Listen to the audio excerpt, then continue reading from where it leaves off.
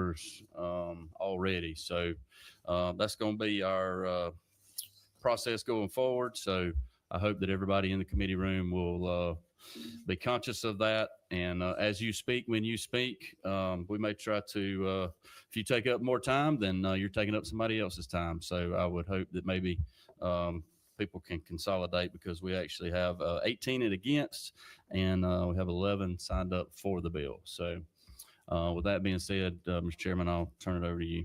Thank you, Chairman. Members of the committee, I bring before you Senate Bill 568. I'm working off of a committee substitute, which is LC 474134S. For those people here in the audience, I will highlight what we have added to the committee substitute. We have only touched a portion of Section 12 and some of Section 14 of the bill. So the bulk of the bill remains the same as it's been available online since it was dropped. Excuse me, Mr. Chairman, I would like to remind the members of the committee of where we stand right now. We are on a collision course as it relates to how we vote in Georgia elections with a bill that passed out a couple of years ago, Senate Bill 189, which states that QR codes are no longer to be used in Georgia elections, beginning with the Georgia general election this November. And part of the reason for that, at least part of the reason why I voted in favor of that bill, comes back to the June 3rd, 2022, so the 3.5-year-old now report from the Cybersecurity Infrastructure Security Agency, which is a division of the Department of Homeland Security, which outlined 9 known vulnerabilities in software version 5.5A that we are still currently using. This software version was certified in 2018. And it's been used in Georgia statewide ever since we implemented these Dominion voting machines. We are the only state in the union that uses Dominion voting machines statewide. We're the only state in the union using this compromised version 5.5A statewide. This has a number of vulnerabilities listed here, everything from improper verification of cryptographic signature, hidden functionality in CWE-192, incorrect privilege assignment or origin validation errors. And the very first recommendation from the Department of Homeland Security via CISA here is to, quote, contact Dominion voting system to determine which software and or firmware updates need to be applied. And the state of Georgia has not applied any software or firmware updates. The state of Georgia does not have a plan to provide any software or firmware updates. And the state of Georgia, as we heard in the appropriations hearings just a couple of weeks ago, has no plan as to how we're going to comply with Senate Bill 189. This bill will move us in the direction of complying with Senate Bill 189, and it provides a path forward to do it. In short, it will move Georgians to voting in a system and tabulating votes the same way that Florida does. We will vote on a hand-marked paper ballot. Those hand-marked paper ballot votes will be tabulated, and hopefully we will be able to accurately and correctly post our results just as quickly as Florida does, which is often before anybody goes to bed. I will walk you through the 14 sections of this bill and provide a little bit of commentary, Mr. Chairman. I'll try to do that quickly so that we can get to the committee discussion. First and foremost, Section 1 just makes a completed eligible voter list available. Section 2 puts some teeth in place for the voter registration eligibility challenges. We do the same thing for the voter list challenges in Section 3. As we know a couple of things from the state election board. First and foremost, we know that illegal aliens, there's no such thing as an illegal citizen. Illegal aliens have successfully registered to vote in the state of Georgia in violation of Georgia law. We know from the Fair Fight case in which Fair Fight sued Derek Somerville and Mark Davis and a couple other individuals that there were tens of thousands of people who were sent an absentee ballot request form in 2020 that were living out of state and had filed a national COA form. We know from current monitoring of voter registration lists that there are thousands of people currently illegally registered to vote in Fulton County. And I'm sure that that's the case in other counties, but I've looked most closely at Fulton County, And we know that there are thousands of people illegally registered to vote using UPS stores, abandoned buildings, parking lots, homeless shelters that have not been open for almost a decade.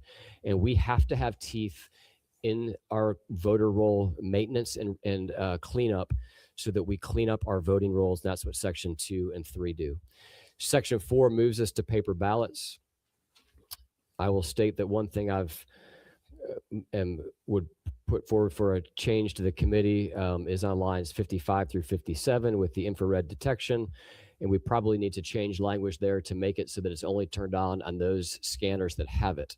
In this very room a couple of years ago, the Secretary's staff testified that despite being capable, the scanners being capable of detecting counterfeit ballots, we in Georgia have never turned on that feature.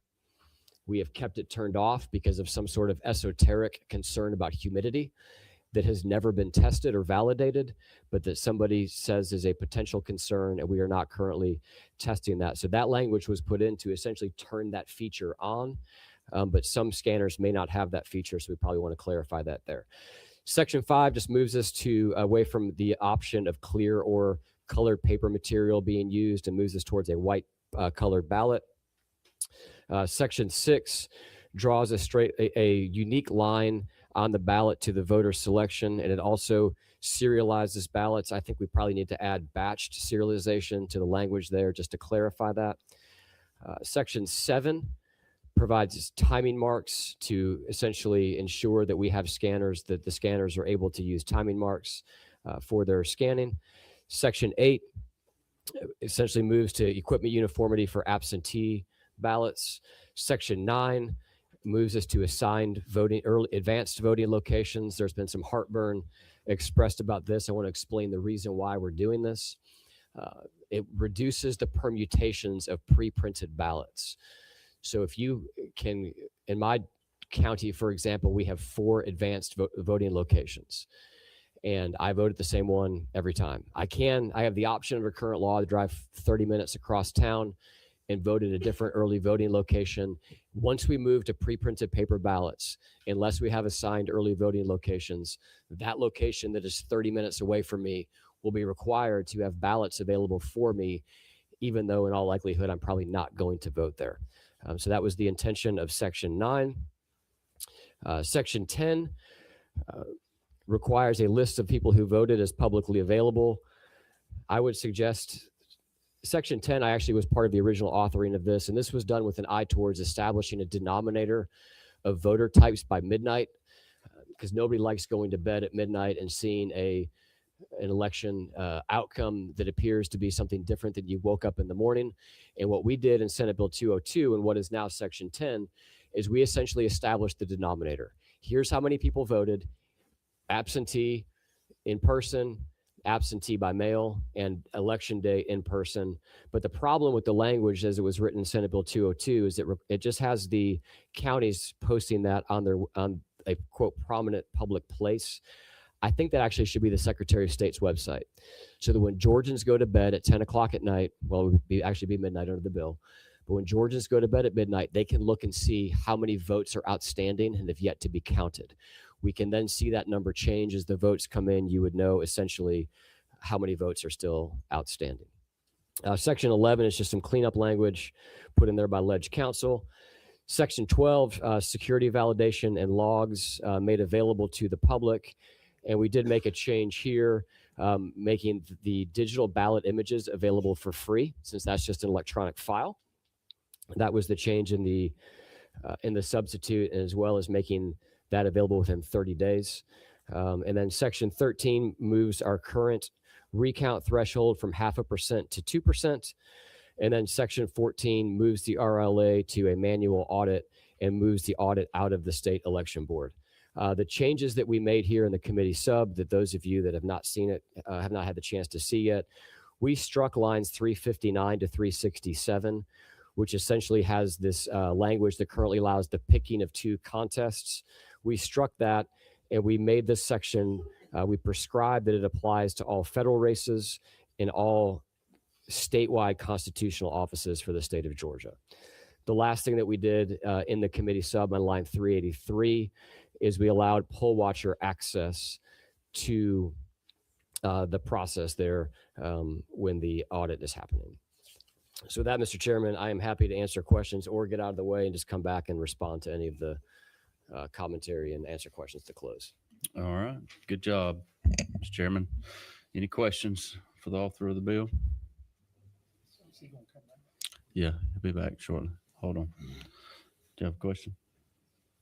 I saw one light blank. Okay. Thank you. I just had a question about the improper registrations that you were describing. How many complaints have been filed with the state election board regarding improper registrations and those persons actually voting? And what was the result of those complaints? Well, I would remind you that those complaints actually get referred by the Secretary of State, and the process is to go to the Secretary, I believe, and then for referrals to go to the state election board. I can refer to the lawsuit because that's the one that I know the data better on, where there were 39,000 and 84% of those 39,000, so whatever the math is on that, 32,000 or so, either have verified themselves that they indeed had moved or they have registered to vote somewhere else. On the illegal voters who have registered, this was actually the first case I personally heard of. I believe in one county it was 11, and I believe in one county it was 3. And I, like you, I'm sure, want to figure out exactly how that happened. I don't yet have clarity on exactly how those illegal aliens were able to register to vote in Georgia. So nothing has been filed with the state election board as far as like a formal complaint, because they do that. They actually hear the formal complaints about these particular issues and they make a decision and they either refer it to the attorney general, they refer it to the secretary of state.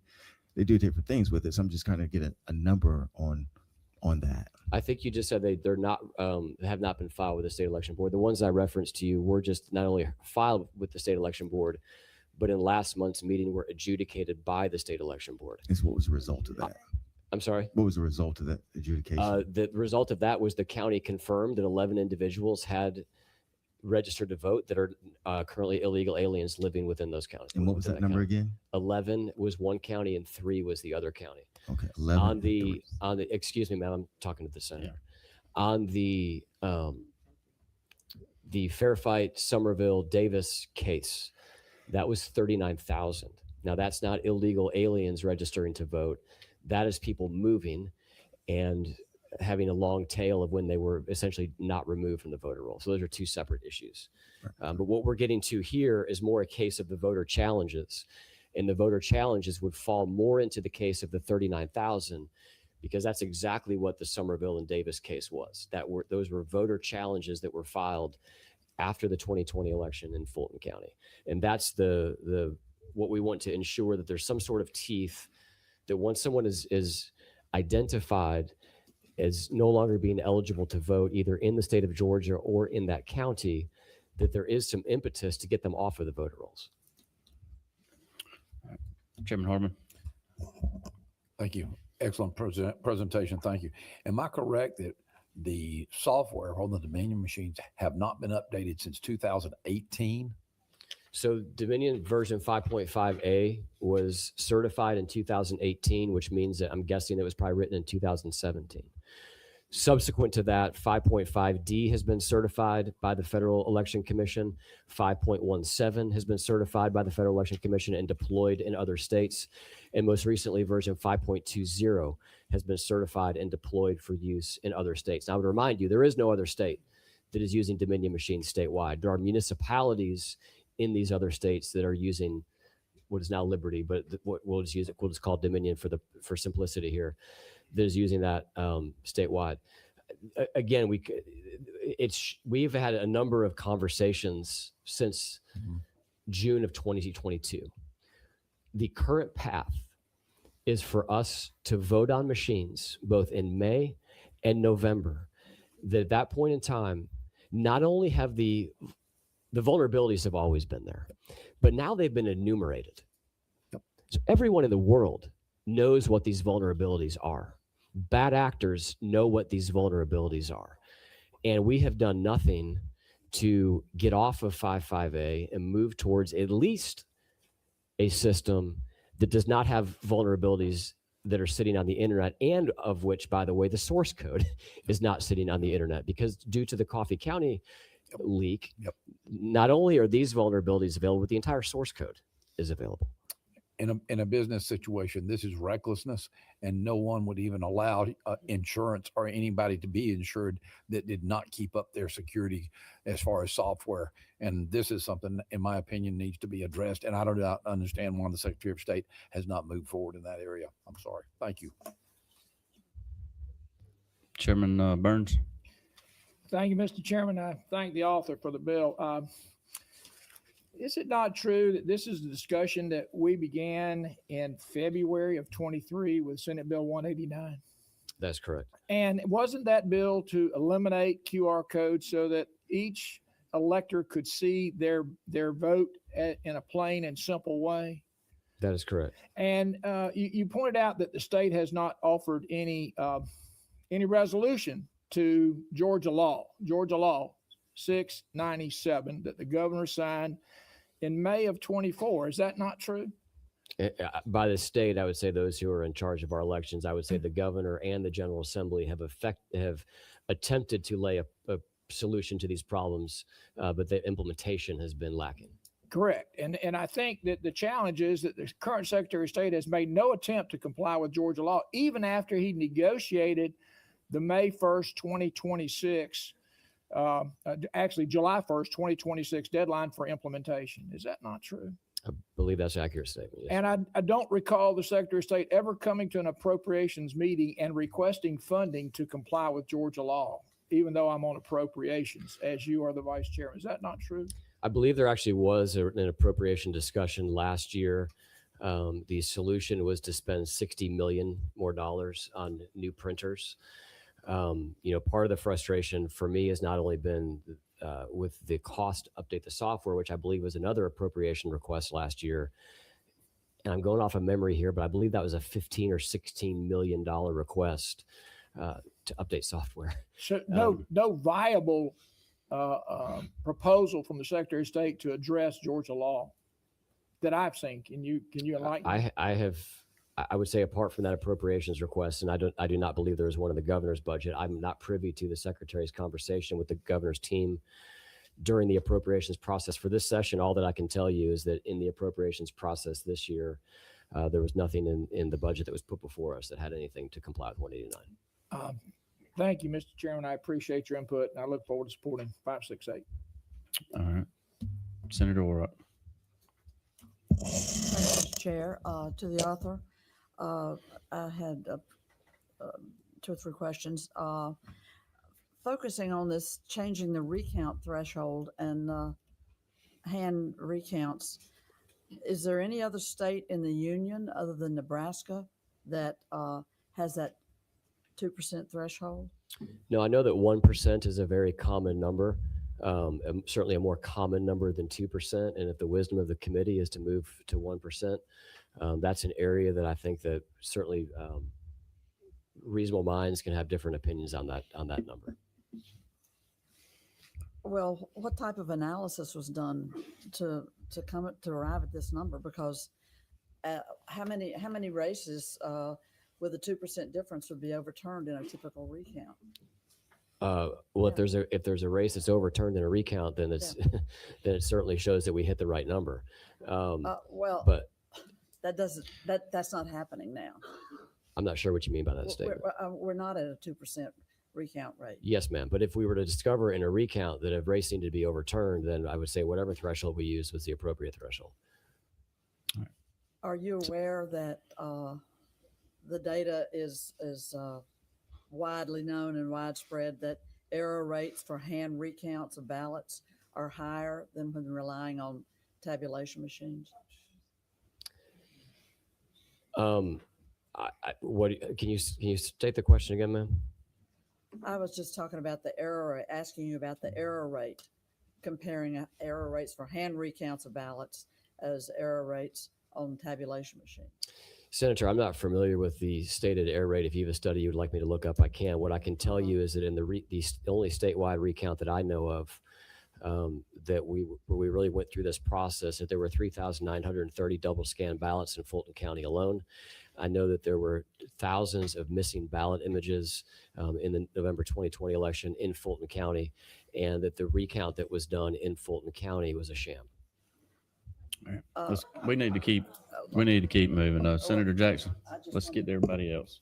Hey, thank you, Mr. Chairman. Just a few questions. One, I want to talk about, you explained the rationale for why you were cutting back on the number of early advance voting sites, stating that it would be too many pre-printed ballots but are you, so in your county, I believe you have 4 early voting locations? That's correct. Yes, ma'am. Are you aware that in Fulton County, we have 43 early voting locations? I knew it was around 40. Yes, ma'am. Right. And so what you would do if we were to enact this bill as it's written, you would eliminate those sites, 43 locations, forcing Fulton County residents to have to go miles because Fulton is super long. Senator, what we would do is we would allow a local municipality to have as many early voting locations as they would like to have. We would have an assignment to an early voting location, just like you are currently assigned to your election day voting precinct. And what that would allow for Fulton County, if they decided to keep the 43 advanced voting locations, is it would allow those 43 locations to only stock the ballots for the voters who are assigned to vote there early, as opposed to if we were to implement hand-marked paper ballots, which I know is something that has bipartisan support, that you would, under current law, we would be required to vote to stock every permutation of every ballot. And in the conversation I had with Gavrio on Friday, one individual, I forget what county this individual was from, was stating something hundreds of possible permutations. So this is an attempt to get us to a viable solution where we're using hand-marked paper ballots, but we're also not having to print millions and millions and millions of ballots that would never get used. Right. I understand your goal here, but my concern is that this is going to grossly limit the locations in which people can vote early, given that we have over 70, like most people are now early voting. Over 71% of people voted early in this previous election. And so I'm gravely concerned about that. We've had other bills that have talked about on-demand ballot printers as opposed to having to pre-print all of these. I have grave concerns about limiting the number of early voting locations. But I'll go to my next question. I would like to talk about the fines that you have in section 2 and 3 of your bill. Mm-hmm. So it seems to me that you're imposing $10,000 fine per registration for one that's not properly removed. That's my understanding. Those fines would be levied against a county, which would be levied upon the taxpayers. Is that not correct? Oh, that's correct. Yes. So the burden that you would be placing, if one registration is missed, that's $10,000, but it's per registration. So let's say a county, I'll take my own beloved county of DeKalb County. If we inadvertently did not remove within the timeline that you have 100 registrations, because people move a lot in DeKalb County, you're imposing on the taxpayers hundreds of thousands of dollars in fines. Is that not correct? This would be yes, that is correct, but I would like to clarify what we're actually doing here. This will be after the adjudication process. This would not just be if there's somebody that is a voter who has moved that has not been removed from the voter rolls. That does not trigger the fine. What triggers the fine is a voter challenge, a hearing, and then there's ultimately an appeal option before Superior Court as well. If there is failure to comply with the provisions of that code section, at the end of all of that, that's when the fines would be envisioned under this code section. Right, but under this code section, these fines are levied against the county taxpayers. It's you and I. It's just regular people who have to pay these really high fines. And so I have grave concern about that. And then on the flip side, there are no fines if you unlawfully remove an eligible voter from the roll. So are you not in some ways incentivizing counties to over purge their list lest they be fined $10,000? Because there's no fine for getting rid of a perfectly eligible voter. But if you keep them on a little too long after the adjudication process, you're talking about tens and tens of thousands of dollars on our counties, which pay for our schools and our jails. So I'm just gravely concerned about this. I think this is an unnecessary burden on our counties that ultimately it's really on us as taxpayers.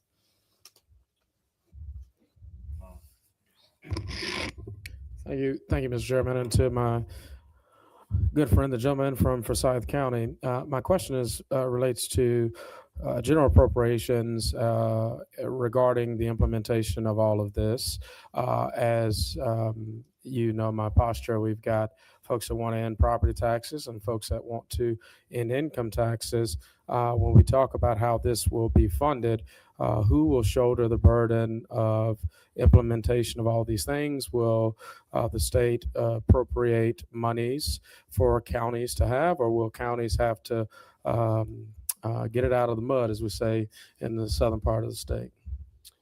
Thank you for the question, Senator. I would point you to line 62 in the bill. The state shall furnish a uniform voting system. And so very similar to the way that we spent over $100 million purchasing our current equipment, in a similar way that we were asked to furnish millions of dollars to update that equipment previously, which was my answer to Senator Burns. That's what we would envision doing here as well. And further question. So when we define a uniform system, are there any definitions to what a uniform system would be? Does that include all of the technology, all of the training? What defines uniform system? Because you can buy a software system and every county will have to use said software system, but does that come with everything else it takes to implement that? So as you can see there, Senator, the language uniform voting system is an existing code. And I know that for the procurement process for our existing equipment, there was part of that budget was for training. So I would envision the same thing happening in the procurement of the new system, whether it's this new system, if this bill passes, or whatever the next new system would be. I would assume it'd be the same process there. One more, Mr. Chair. Thank you. And I was piggybacking on what a senator asked about the money or appropriations made. As far as the advanced voting is concerned, once you decide that you're going to have more than one advanced voting location, you'd have to open up every precinct. Is that correct? Because you have to have, because you said the person can only go to the precinct where they can vote at. Senator, if I understand your question correctly, if a county currently has one early voting location and they wanted to open a second, the only thing that would be required under this bill, and it would not change anything for day of voting, will only be for advanced voting, would be to assign then the voters to one of those two locations. That would be the only change that we require under this bill. Is that, if I'm answering your question correct, I hope I am. So the voters would have to be assigned now to an advanced voting location? That's section 9 of the bill. But it would have to be within their voting precinct, correct? Or no? No, sir. It was. I'm not sure. Again, to use my county as an example, my early voting location is not in the voting precinct of everyone that votes at what would be assigned to my early voting location, because we only have 4, and we have well over 4 actual voting precincts. So the voter could still go to any. So what the senator asked about the 43, those 43 would still be viable? Those 43 would still be viable, but what would change under this bill, Senator, would be that instead of being able to go vote at any of the 43 under current law, you would be assigned an early voting location in the same way that you're assigned a precinct. So again, if you imagine a world in which, and we haven't done this in Georgia, but if you imagine a world in which we are pre-printing ballots, and there is technology available that Senator Jackson mentioned that is available for what's called ballot on demand printing. There's some procurement concerns as to whether or not we could get that equipment in time. I would think that'd be a viable solution for future elections. And technology, I do think that we should look at. But as it is right now, we are going to have to pre-print ballots. And if you think about who you vote for, county commission, school board, water, the water conservation specialist or whatever that title is, there are people that you vote for that somebody that lives in the next neighborhood from you may not vote for because there's a line right there. If you can go vote at any of the 43 Fulton County locations, even though it might take you an hour and 20 minutes to get to one of them, under the current law, when we implement pre-printed ballots, you will have to have in the southernmost tip of Fulton County, you will have to have pre-printed ballots that cover a city council election in Alpharetta, Georgia. And we are trying to ensure that in the furthest southern area of South Fulton, they're not having to count election, they're not having to stock ballots for Alpharetta and vice versa. And how would the determination be made where you're going to be assigned to? That was how you envision that? How would those assignments be made? I would assume there would be a geographic by whichever early voting location is closest to someone's residence. All right. All right, let's hear from the public. Maybe that'll help answer some more of these questions. Thank you, Chairman. If you'll set to the side. All right, as I said earlier, we're going to do 15 for and 15 against. But I want to first maybe hear from some of the folks that have to deal with some of the regulations on this. So and we got two chairs up here. I want to go ahead and ask State Elections Board to come up. Janice Johnson or James, I don't know which one of you want, but if one of you can come, and then I want to ask Brad Carver with the Georgia GOP to come sit beside her, and y'all be as brief as possible. And I just want to remind everybody, the longer you talk, you're taking up other people's time that are for this bill or against this bill. So please come on down and be as quick as possible. If you agree with your seatmate up there, just if you will, just say I second what they said, and we support the bill. So thank y'all. Well, thank you. Thanks for the invitation. I was glad to hear this presentation, and thank the good senator for a well crafted bill. Just let me speak to each of the sections quickly. Section 1 is Yeah, tell everybody who you are. Oh, I'm sorry. Janice Johnson on the State Election Board. Thank you. Section 1 for electors list, that's just common sense, and I fully support that. Section 3, I would say that since 1993 and passage of NBRA, voter roll accuracy and currency has declined. Identification and use of low propensity ineligible non-voting names are simply an invitation for election fraud. It has become apparent that voter credit, vote history is not reliable, accurate, or trustworthy. So I would fully support the improvements that are made with accurate and current voter rolls as proposed. Hand-marked paper ballots will once again, if this is passed and implemented, will finally provide a legitimate, auditable paper ballot, given that there are provisions for meaningful audits and prevention of ballot fraud by basic ballot accounting measures. As far as Section 9, Fulton County is the outlier. It claims to have 44 early voting locations, while Gwinnett County has almost the same population, but has only 20 early voting locations. I think efficiencies could be implemented for Fulton County to decrease the number of early voting locations and still be convenient for all the voters that live in Fulton County. The number of voters list, of course, is also common sense. And audits changed to tabulation audits rather than risk limiting audits, which is simply a mathematical formula that is used for audits that are really used in a minority of states. Traditional audits are the routine for most states. And thank you very much.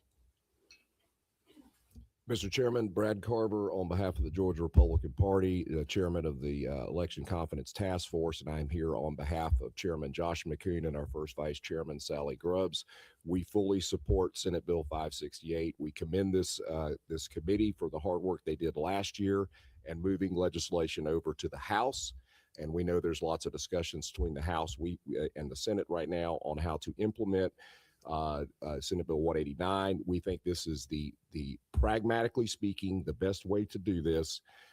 We think that the assignment of early vote locations by precinct is exactly the thing to do.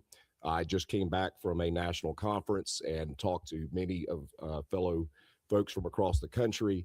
And the truth of the matter with early voting is over 90%, over 95% of people vote on the way to work or on the way home from work.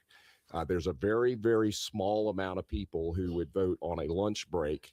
And at the end of the day, because of the practicality of trying to accomplish on-demand printing in all of those early vote locations, and I think Fulton County is a great example to use for this, the assignment by precinct to the early vote location is pragmatically speaking the best way to do this. And if you take into account the fact that we have 19 days of early voting, Saturday voting and Sunday voting, it is possible during that early vote location or early vote period of time that you could go to the early vote location that is closest to your home. If you're not working, then the most logical place for you to vote in an early vote location would be the one that is closest to your home. And so we commend the committee for coming up, or we commend the author for coming up with this solution as a best way to do it. We also commend the author to help give some teeth to the issue of voter challenges that are not taken care of at the county level. We think that's extremely important. You heard a lot of discussion last year in House Bill 397 in this committee with the members of this, and we had lots of questions about how to handle this. We believe the best way to do that would be to have an appellate authority in the state election board so that we have uniform application of how this works across our state. The truth is that there is currently a lot of people that are illegal voters that are on the voter rolls across these counties, and that needs to be addressed. The other thing that I learned from this national conference was that we are in the bottom 10 in the nation for our voter rolls. That is a invulnerability to our system that needs to be addressed. We think failing that, going to the appellate system of having the state election board handling, at least putting some teeth into this, as the author has done here, is a good way to do. And the final thing I'll say is, again, we are in favor of transparency. So the fact that you have a numbered list of eligible voters on the first day of early voting is something that we see across the state across the country as a best practice. And so we commend the author for requiring it in this legislation. At the end of the day, if we have transparent elections that everyone can trust, that is exactly what the Georgia Republican Party supports. We appreciate the time here, Mr. Chairman. I know there's a lot of other people who want to speak, but we urge you to move this bill forward, get it to the floor, and pass it out of the Senate. Thank you very much. One quick question. Milo. Thank you, Mr. Chairman. I just have a quick question. You all have detailed notes. When did you all receive a copy of this bill? It was introduced last week, so I got the copy when it was introduced. Got the copy when it was introduced. Okay. All right. All right, we got some more speakers lined up, if y'all would. All right, the next two on our list, as everybody signed up, would be David Cross and Carl Ferguson.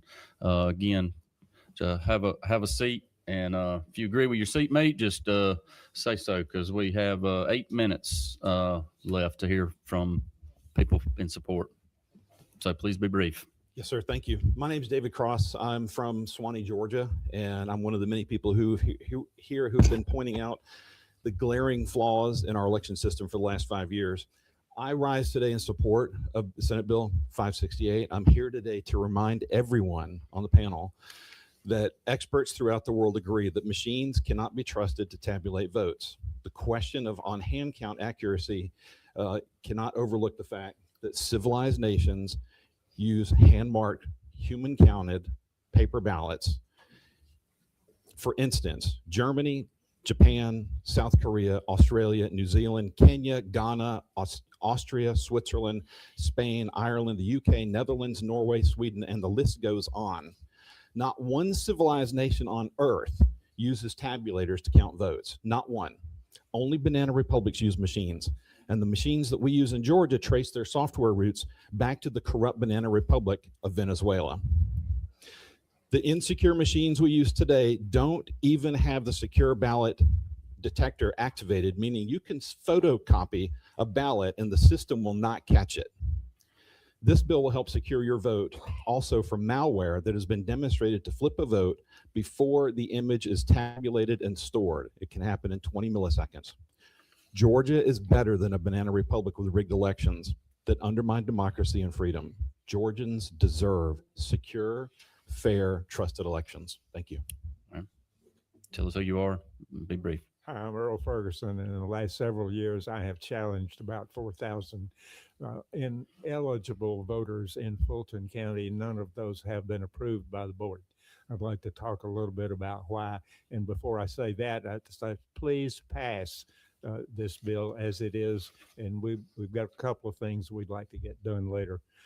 But here's what Fulton County has done. They have usurped the Georgia law by taking an inappropriate section which says you can't take somebody off of, removing an inactive voter for two federal election cycles, and that so they don't allow us to challenge inactive voters. The second one is really a lot more important. The Secretary of State has a bulletin out which says that voters cannot be removed by the state for two federal election cycles. That is supposedly based on the NVRA, and it is a misinterpretation. The NVRA has two procedures for removing inadequate or ineligible voters, and they only picked on the one that does not deal with what we do. For the record, we need to be able to use NVRA Section 8, subparagraph C, and the state has eliminated the use of that NVRA Section 8, paragraph D. All right, we appreciate that. We're going to keep moving here. Gail Lee, David Hancock, thank y'all for being here. Again, please be as brief as possible. You're taking up other people's time, and we're all hungry up here as well. So just to add that in. Hello. Gail Lee, member of the DeKalb County Board of Registrations and Elections. First of all, I want to thank the senators for bringing forth SB 568. It's a great start toward secure elections without causing major disruptions. And as a board member, I appreciate your adding a monetary incentive for election boards to give more attention to removing ineligible electors from our voter rolls. Although I must say, as a board member, $10,000 per registration takes my breath away, but I'll leave that up to you to decide. Normally, these challenges come in batches of, say, 100, and often a decision is made in a batch, and so that could really make a lot of it's a lot of teeth. All right, try to hurry up, please, ma'am. You're Okay. taking up other people's time. Anyway, basically, I say do pass. All right, thank you. Next, that's what we needed. Okay. David Hancock, Chairman of Gwinnett County Board of Registrations Elections, former Assistant Poll Manager, and also a member of Gavrio today. However, I'm just speaking on my own behalf. For an operational standpoint, the requirements of Senate Bill 568 would not be difficult to implement. The provisions that do require changes in our voting systems, it would require only minor adjustments to poll worker training. I say it with confidence because last year Gwinnett County created a committee to evaluate potential election changes that might be coming this year. We looked at everything, even hand counting of ballots, and this right here. Some of the ideas we considered were significant challenges, but the prompt provisions of this bill do not provide significant challenges. We've got about 10% of the voters in the state in Gwinnett County, and I think that the time saved with poll workers having to set up and maintain and manage, distribute, and take down election equipment would be saved, and we also may end up saving time with we could have more voter stations than we can normally. So from Gwinnett County standpoint, just speaking like from my knowledge, but not on behalf of Gwinnett County, I think that this is a very workable bill, and I appreciate the work on Senator Dolezal and Gooch on getting this done, and I encourage you to pass it. All right, thank you. Next, who are you with? Okay. I'm here on my own. I'm the chairman of Gwinnett County Board of Registration and Elections. I am a member of Gavrio. I'm not speaking for Gavrio, though we disagree on a few points. All right. But not Next, all Gavrio members. next up, can we have a representative from the Frasers and the Favoritos? We don't have time to let everybody speak. So whoever y'all can deal with that when you get home tonight, if you want to. But come on down. We're running out of time. Y'all may be our last two. I'll go first while Jason's getting set up. I just want to address Senator Orrock's question regarding the 2% of the vote. In DeKalb in 2022, the electronic voting system declared the wrong winners. And that was only discovered because the candidate got no votes in her own precinct where she lived. And Senator Jackson's very familiar with this. The only way we ever found out what the truth was we did a hand count of the results. In fact, we had people in the room that were here and did the hand count of that race. The machine shorted the candidate 75% of her votes. And I just want to explain that there's never been a hand count in American history that had a 75% error. And that is why you need to hand count the results to ensure this unverifiable voting machine is actually counting correctly. Jason. All right, my name is Jason Frazier. I was nominated to be on the Fulton County Board of Elections, but as many of you know, Rob Pitts and the rest of the Board of Commissioners, the Democrats on that board will not allow me to be seated. So first off, consider, working on that so that way duly nominated individuals can be seated on the Board of Elections, because without that, it doesn't matter what you put into law. If you don't have equal representation on these boards, it's irrelevant. But as far as this particular bill, as it is written, I definitely agree. Absolutely pass it. We'll work through the kinks. As far as the $10,000 penalty, that is absolutely necessary because I have challenged a multitude of bad registrations. A lot of them you've seen in these videos. I gave those addresses out because nobody can fit in a UPS store. However, there are thousands of people registered to vote in UPS stores. I challenged those. Fulton County accepted the challenges. And yes, I submitted State Board of Elections complaints because they are still on there today after the challenge and still voting at those locations. Thus, 229 and 230 challenges are a waste of life if there are no teeth to force the counties to actually follow through. So a $10,000 penalty, I think, is the least we can do, is force these counties to actually do their jobs and have clean voter rolls. I think you should even go one step further and say, if there is a bad registration found, that should be a penalty because nobody should be doing challenges if the county actually does the job in the beginning. So thank you. All right. Thank y'all. Appreciate you being here. Hey, Wild's out to dinner tonight. Yeah. Y'all probably both need to take your spouses to dinner tonight after that. I would.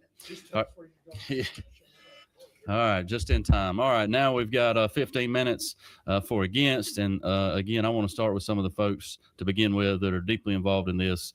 So whoever's representing Gabrielle, if y'all can't come down, Joseph and Tate, if y'all will, and we'll get started with y'all, and then we'll roll into our list. So.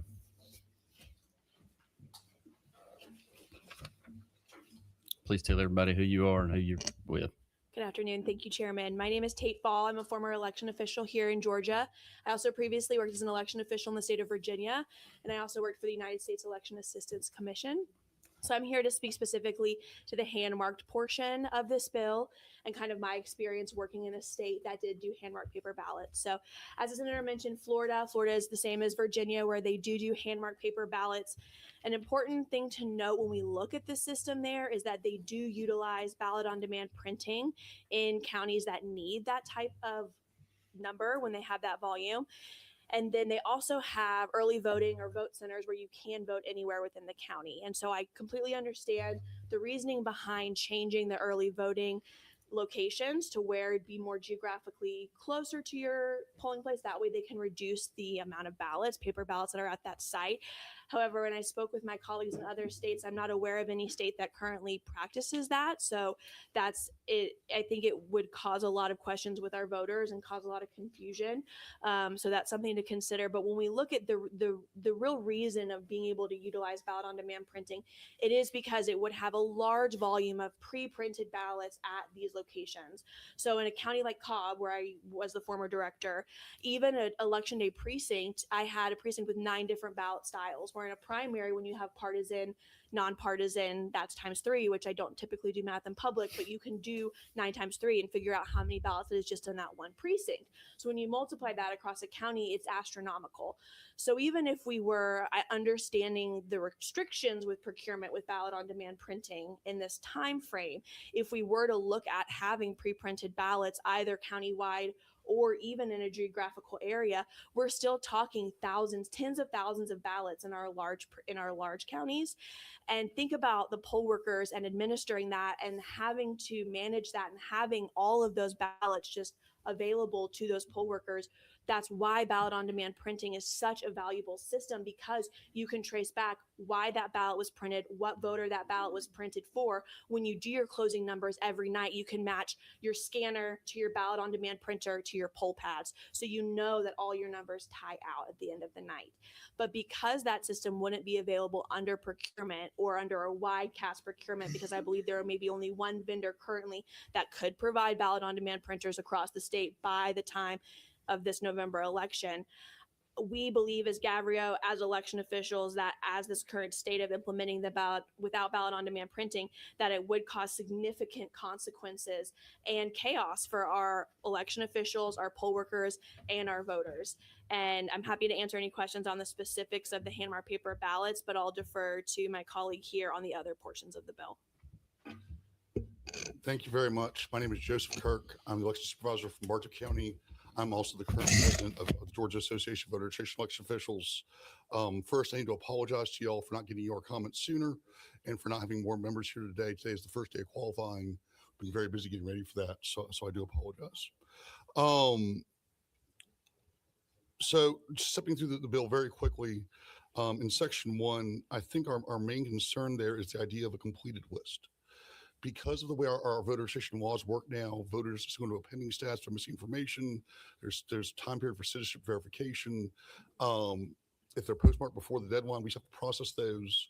So we're constantly doing our job and doing list maintenance and processing these applications, sometimes up to election day. So we believe that this should be available to the public, but the current list, rather the completed list, there's not an idea that there's a static list at a point in time. That's only folks that could possibly vote in that election. As far as 2 and 3 goes, that fine. Our main concern is that it does happen after adjudication. I appreciate the author mentioning that, but I'd also mention that many of us do want to be proactive, do want to make sure we have the cleanest list possible. Unfortunately, there are provisions in MVRA that make that harder, and we can use the tools y'all give us. If we have more tools to be proactive with, we will be more proactive. Section 4, Tate already covered. Section 6 about ballot serialization. I'm not familiar with what ballot serialization would be. I look forward to seeing that. But our main concern there is making sure people have a private ballot. In Section 9, as far as assigning precincts to advanced voting sites goes, after talking to my committee, we were very concerned that it would do more harm than good. And I have data with me about who chose to vote, say, at my office in the 2024 general election. And it's every precinct in my county, spread pretty, not necessarily evenly. Some wait for location closer where they live or where they work, but it's not as simple as just where they live is where they vote.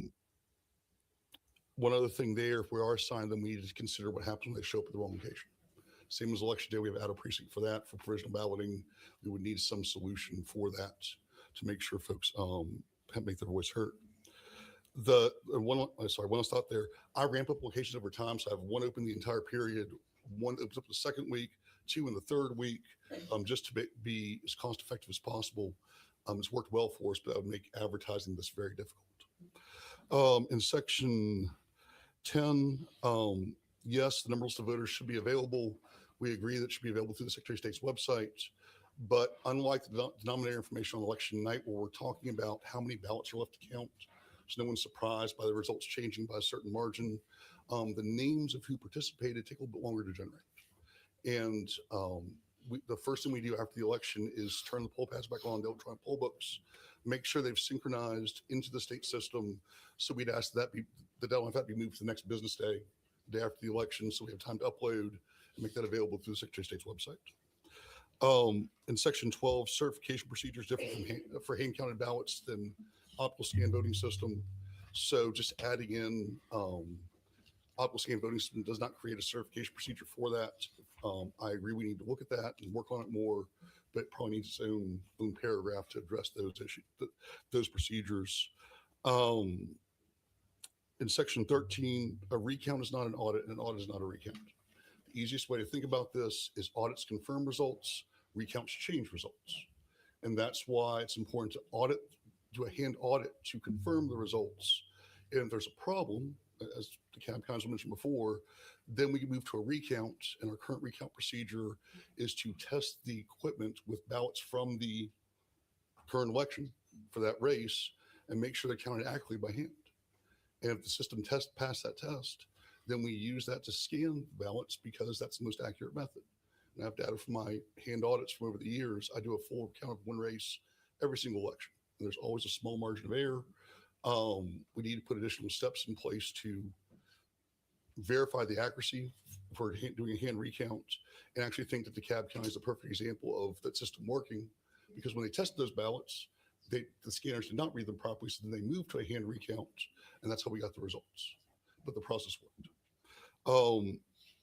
Last but not least, section 14. What you're describing a full hand count is not a risk money audit, so I do suggest changing that name. You know, we can't redefine the term; it's already recognized nationally. But again, I've been doing full hand counts of a single race for years, and in a big election, big general election, it takes me 10 to 12 hours to do one race. So if we're looking at doing that many more races, we need to extend the certification period so we have time to do it. And there are more efficient ways to do that, either through technology or through other audits that are out there. But that's everything in a nutshell. You have our comments in writing, and I'm happy to answer any questions. I got one question. Chairman Burns. Thank you, Mr. Chairman. And I appreciate both of you and your work over the years on elections. And I appreciate Gabrielle. Would you be more comfortable with the legislation if ballot on demand printing were available? I think the answer from both of us is yes, but that raises questions about how we can procure it, how fast we can get it. We acknowledge that procurement is a challenge, and we also acknowledge that this is a challenge because we're this late hour. Is that not true? Oh, absolutely. You know, we really can't start getting ready for another method of voting until after the June runoffs. Correct. And then we have to have it, whatever we're doing in place by September to start training poll workers, training the public. You know, and I talked to a friend that's done a lot of work with hand-marked ballots, asking about, for example, second chance voting. Right now, the BMDs guide you through the process. If you miss a race, it warns you, you can't overvote. This will be a new workflow, whereas folks scan their ballots, they'll work if there's an issue. And I was assured that really after the first election, it's not a problem. And so the next question was, well, what if that election was the 2026 gubernatorial general election in Georgia? Right. I agree. One final question for me, Mr. Chairman. Mm-hmm. As we transition to the future, and we recognize that November 26th is a challenge, but as we transition to the future, is it not prudent for us to begin to address the issue of hand-marked paper ballots and elimination of QR codes, and recognize in the interim we may have to deal with some control of pre-printed paper ballots?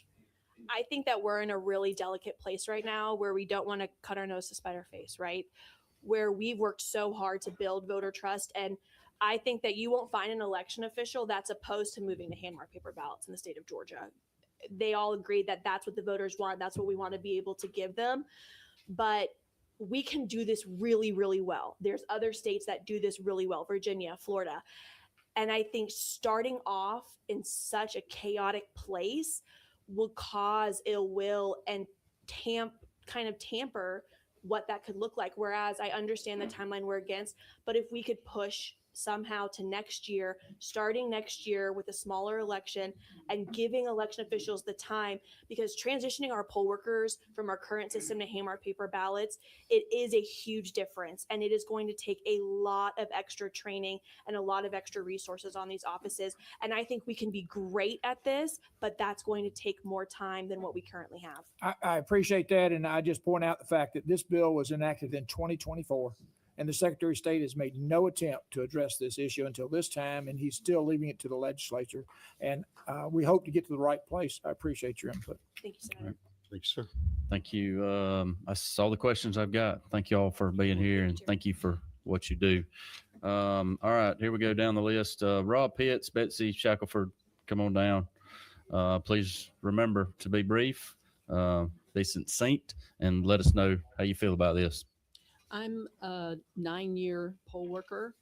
I was going to detail many of the logistical challenges of this bill. This bill is a very bad bill for a lot of reasons, but as previous speaker mentioned, the logistics are impossible. And I think every legislator who votes on bills that affect that process should have to serve as a poll worker to understand the extent of the logistics involved.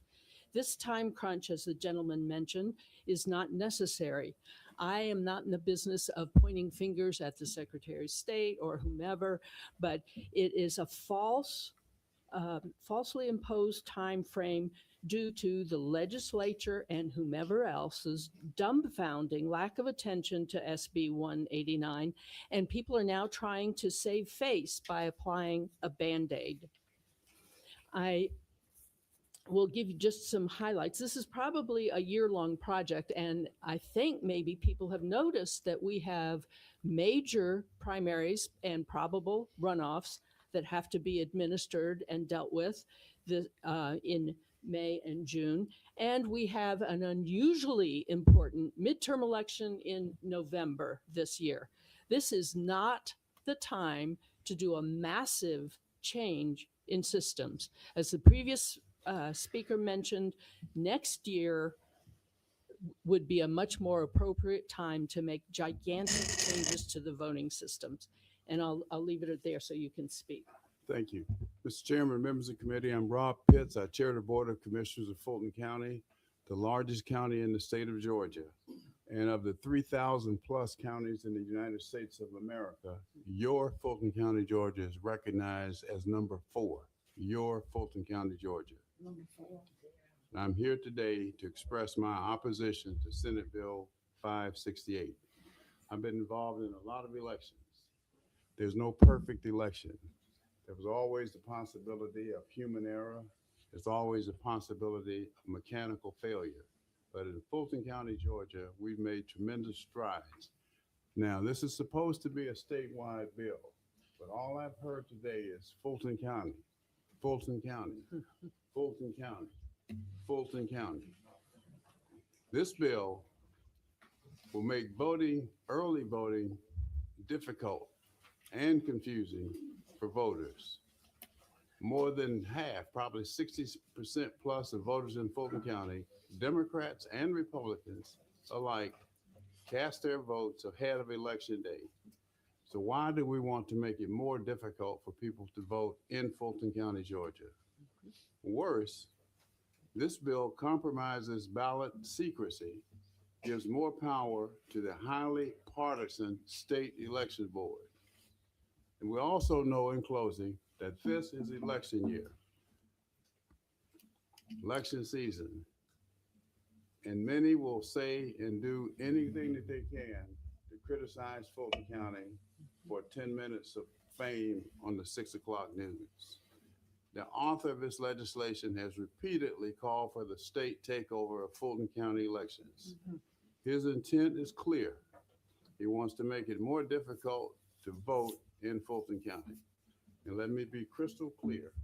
We in Fulton County, we're going to fight every effort to take over elections in Fulton County with every legal resource that we have. So in closing, I respectfully request that you protect Georgians' right to vote and oppose this legislation. All right, hold on. We got a question here. Mr. Whip.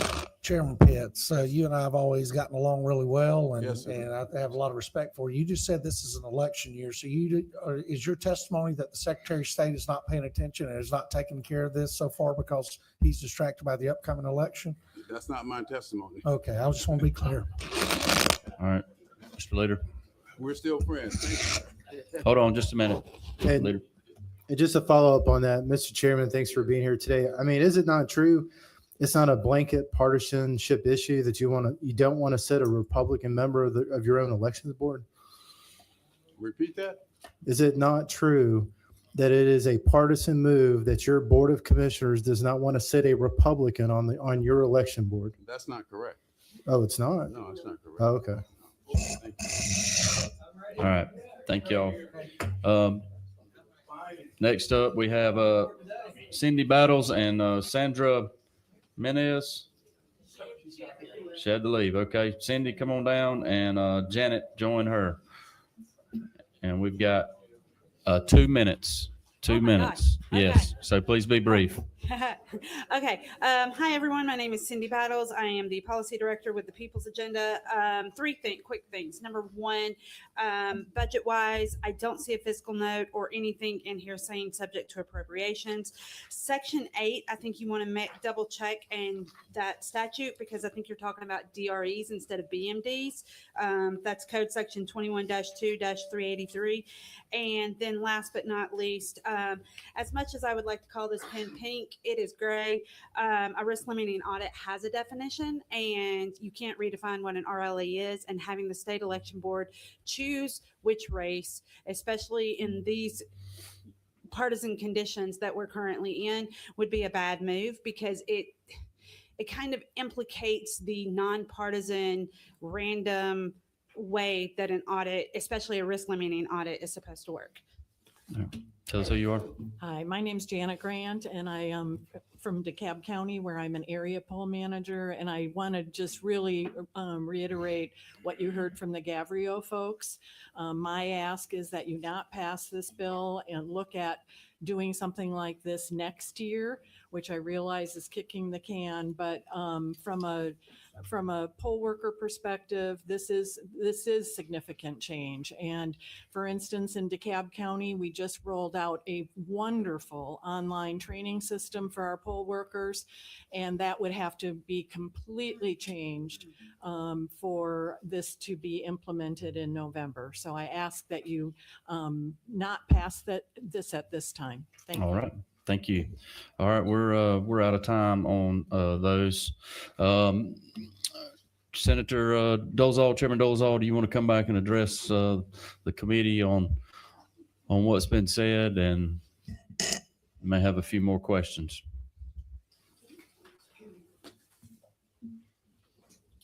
Thank you, Mr. Chairman, members of the committee. It's interesting. It does seem like we have some sort of agreement between both sides that we should do something, which I'm glad to hear. I wish the folks that are telling us that we should just do this in 2027, though we're here in 2025, urging this committee to do that last year. I know the Senate passed a bill. Senator Burns, you were the author of that bill that was, at least in structure, moving us to hand-marked paper ballots, the same as this bill. I don't know how those folks spoke in favor or against the bill at that time. However, this is something that does not need to wait.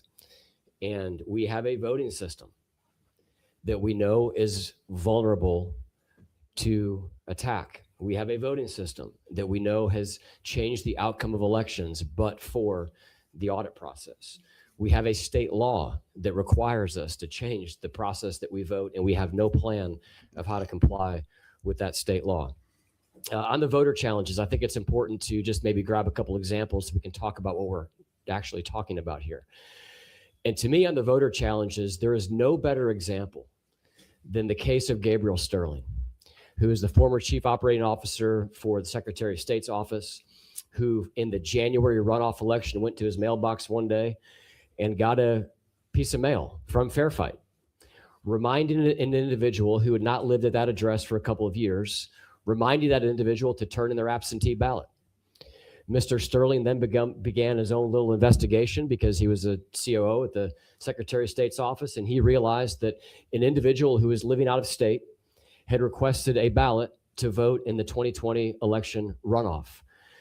Mr. Sterling then confirmed that that individual had voted in the November 2020 general election illegally. That individual's vote was scanned, rescanned, and hand counted, but it counted. Because it doesn't matter how often you recount and scan votes that should not be in the box. If they're in the box, they're going to get counted. Mr. Sterling then went to Fulton County, and he challenged the eligibility of that voter. That voter was disqualified, or went through the process of removal, but not before, despite all of that evidence, one individual on the Fulton County Board of Election voted against the challenge. So here you had Mr. Sterling, who had purchased a home from someone, had said, this person's no longer living here. I bought a home from her 2 years ago. She's now living out of state.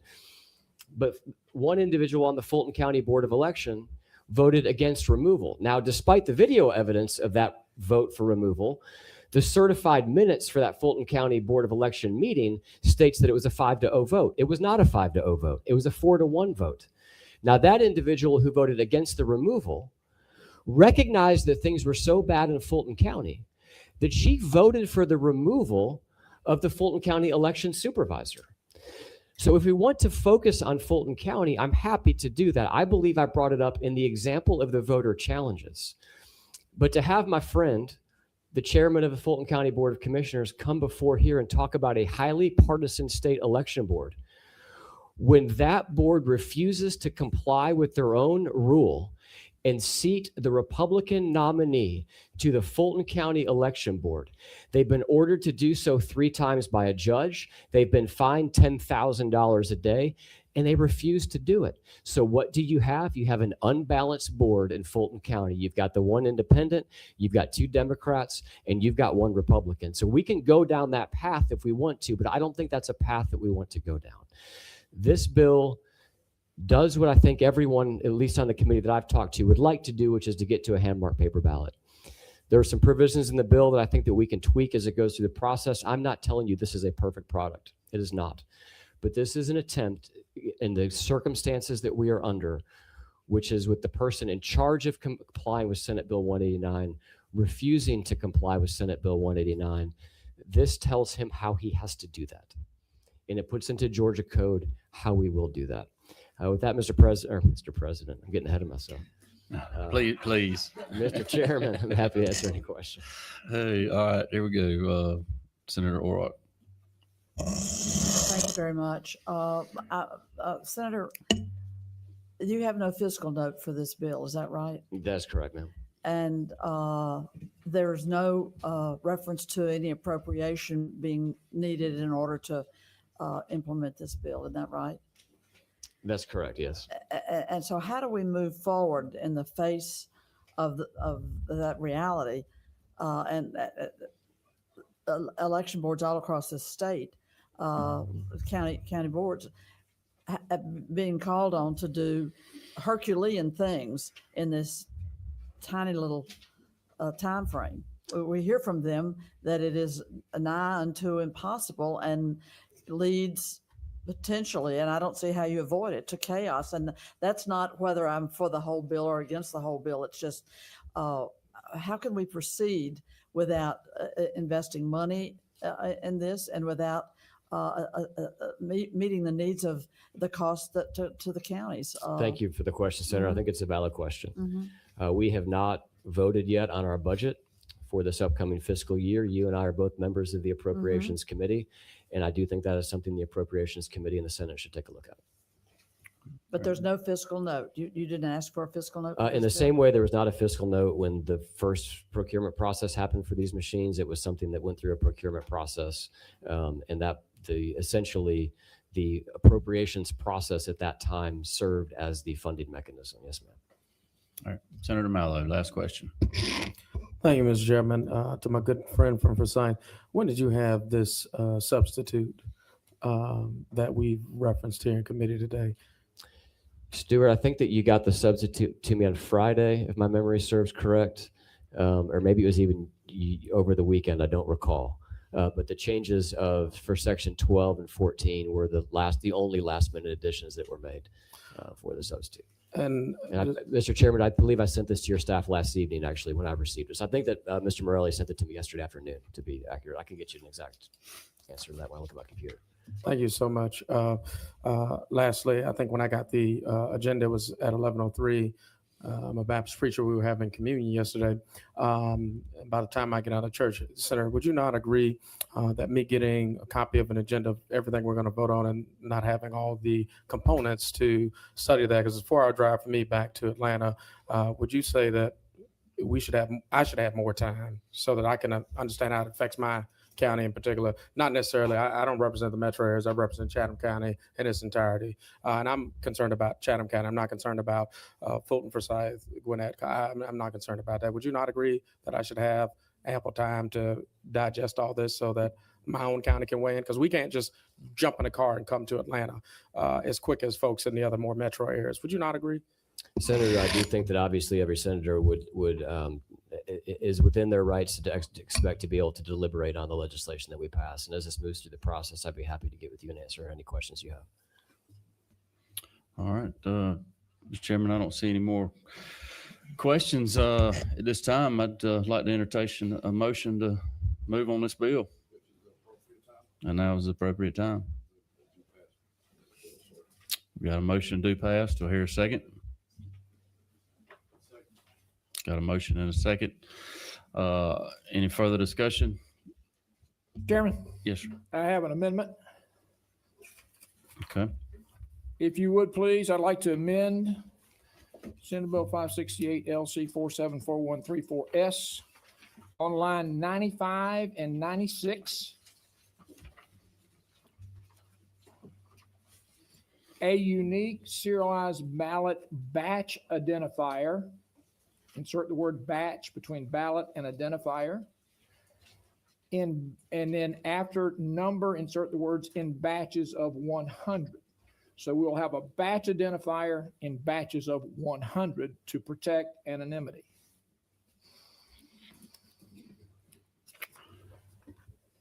Any questions? And then on line 191, line 191 after the word and, strike post in a prominent public place and insert the term the secretary shall post on their website. And it continues the following information. And then following on line 199, strike the words time stamped and change the word a to an. So it'd be an enumerated list of electors. And then finally, Mr. Chairman, on line 310, change the number 2 to the number 1. That concludes my amended request. Have a second? Good. Thank you. All right. Probably won't be Legislative Council, hold on. You were going pretty fast there. Yep. All right, then we need to change both. 307, so on lines 307, change the number 2 to 1, and on line 324, change the number 1 to 1, and then on line 310, change the number. In all cases where 2% is referenced, we will change that to 1%. Is that correct? Thank you. Mr. Chairman, in the spirit of when the minority whip proposed an amendment, we was the chairman of judiciary that stated we should have that amendment in writing. And so my point of order is, in keeping with the spirit of this committee, shouldn't these amendments be in writing so we can understand the magnitude of what's being amended? Is that not true? Well, I would say that we did not, I do not know how many DAs we had, and we didn't have the answer to that question at that point in time, and we would have to determine how many that we have to make sure of that. And I think these are already, and I guess we just need to make sure Legislative Council has it as the author has stated. So we got a motion. Does everybody understand? We got a motion, and a second on the bill, and we've got an amendment offered. We've got a motion and second on the amendment. So we need to vote on the amendment. All those in favor of Senator Burns' amendment, please say, raise your hand.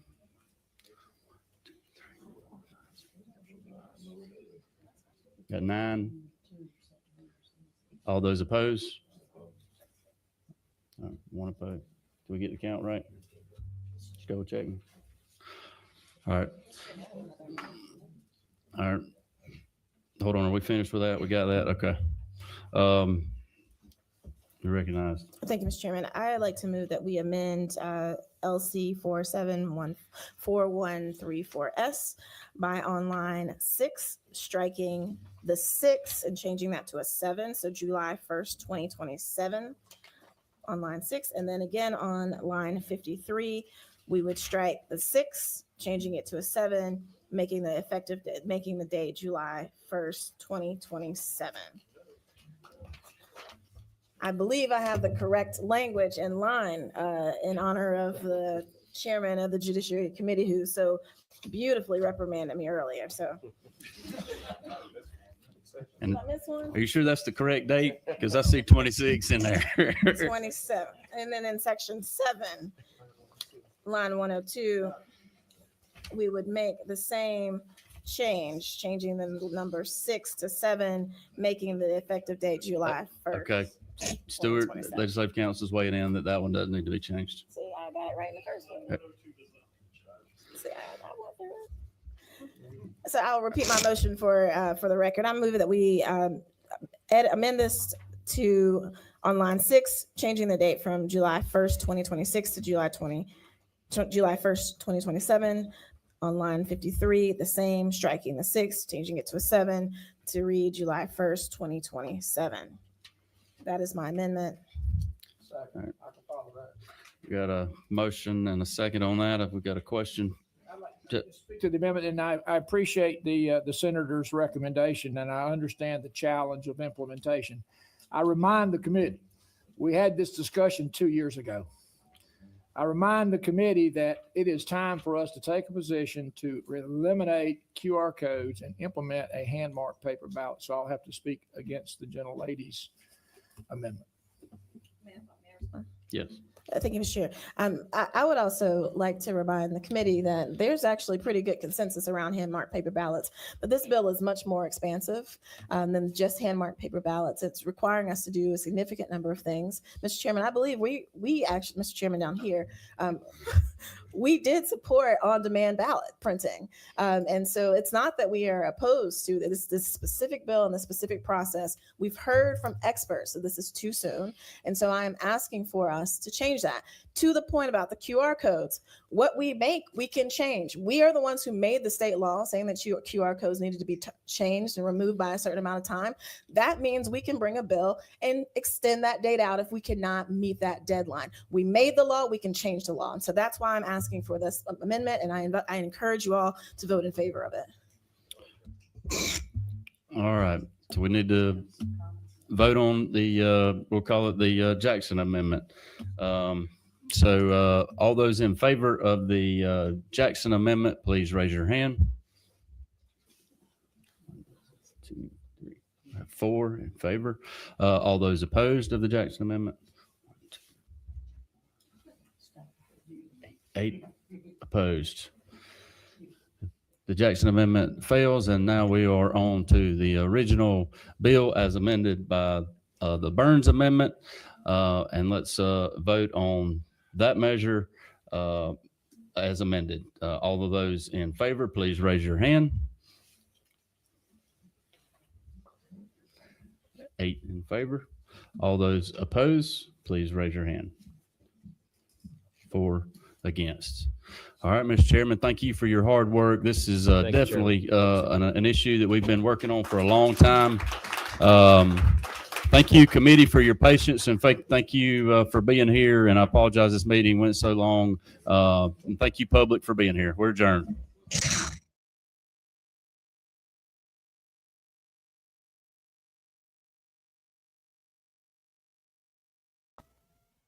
Okay, and that was a hearing today.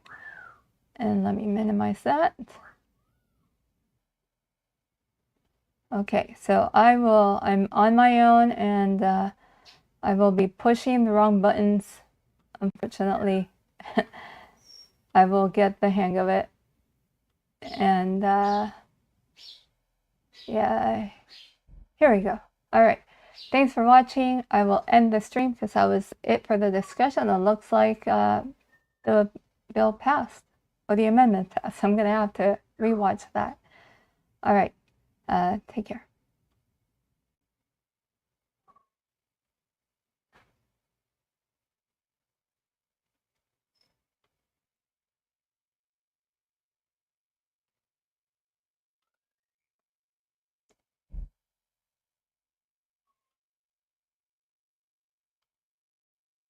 Come on, end.